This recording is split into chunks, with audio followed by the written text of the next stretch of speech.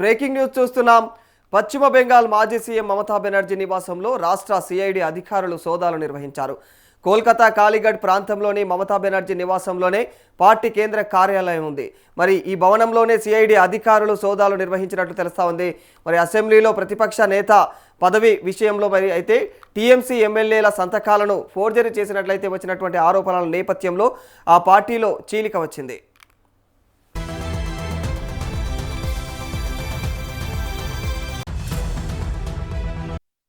ఇక ఫోర్జరీ ఆరోపణల నేపథ్యంలో కేసు నమోదు చేసినటువంటి సిఐడి ఆ పార్టీ జాతీయ ప్రధాన కార్యదర్శి అభిషేక్ బెనర్జీకి నోటీసులు పంపించింది.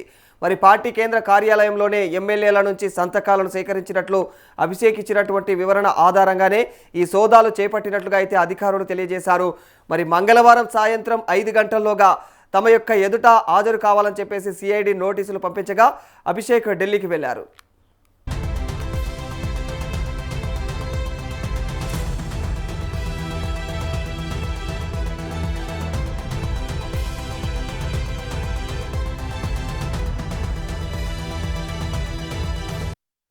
ఇక సిఐడి అధికారుల సోదాల విషయం తెలియగానే టీఎంసీ ఎమ్మెల్యేలు కునాల్ ఘోష్, మదన్ మిత్రా అక్కడికి చేరుకున్నారు.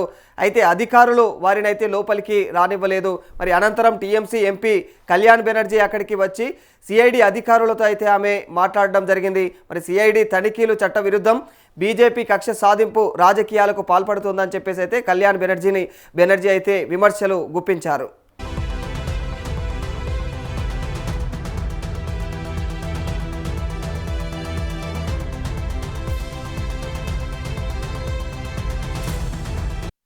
సిఐడి అధికారుల మరో బృందం కోల్కతాలోని కామాక్ వీధిలో ఉన్నటువంటి అభిషేక్ ఇంటికి వెళ్ళింది.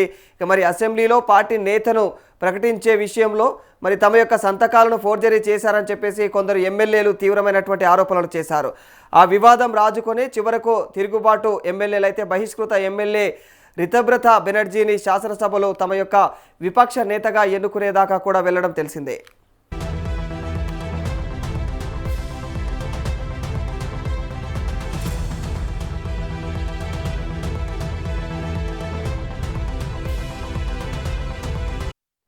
మరోవైపు ఇండియా కూటమి పార్టీల సమావేశానికి సోమవారం ఢిల్లీకి వెళ్లినటువంటి మమతా బెనర్జీ ప్రస్తుతం అక్కడే ఉన్నారు.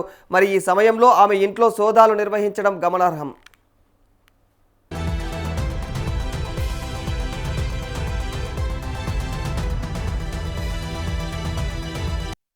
శాసనసభలో టీఎంసీ శాసనసభాపక్ష నాయకుడిగా శోభన్దేవ్ చట్టోపాధ్యాయను నియమిస్తూ అసెంబ్లీ స్పీకర్కు సమర్పించినటువంటి లేఖలో సంతకాలు తమవి కాదంటూ రెబల్ నేత ఇక రితబ్రత చటర్జీ ఇక మరి సందీపన్ సహా మరి ఫిర్యాదు చేయడంతో అయితే విచారణకు సీఎం సువేందు అధికారి ఆదేశించారు. మరి ఈ ఆరోపణలకు సంబంధించినటువంటి కేసులో సిఐడి నోటీసులు కూడా జారీ చేసిన కొద్ది రోజుల్లోనే ఈ చర్యకు దిగింది.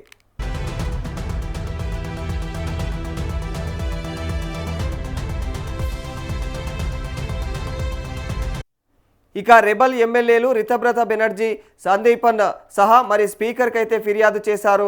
మరి ఆ తీర్మానం నకిలీదని చెప్పేసి కూడా వాళ్ళు ఆరోపించారు. మరి అంతేకాకుండా 70 సంతకాలలో 14 సంతకాలు పెద్ద అక్షరాలతో ఉన్నాయని చెప్పేసి కూడా వారైతే తెలియజేయడం జరిగింది. మరి ముఖ్యమంత్రి సువేందు అధికారి వారి పేర్లను బహిరంగంగా వెల్లడించినటువంటి కొద్దిసేపటికే పార్టీ వ్యతిరేక కార్యకలాపాలకు పాల్పడ్డారనే ఆరోపణలపైన తృణమూల్ పార్టీ ఆ ఇద్దరు ఎమ్మెల్యేలనైతే బహిష్కరించడం జరిగింది. కానీ రితబ్రత నాయకత్వంలోనే 58 మంది ఎమ్మెల్యేలు తిరుగుబాటు చేసి తామే అసలైనటువంటి వర్గం అని చెప్పేసి స్పీకర్కు లేఖ ఇవ్వడం, ఆయన గుర్తించడం, క్షణాల్లో ఇవన్నీ కూడా జరిగిపోయాయి. అంతేకాదు అసెంబ్లీలో ప్రతిపక్ష పార్టీ గది తాళాలను కూడా వారికి అప్పగించడం జరిగింది.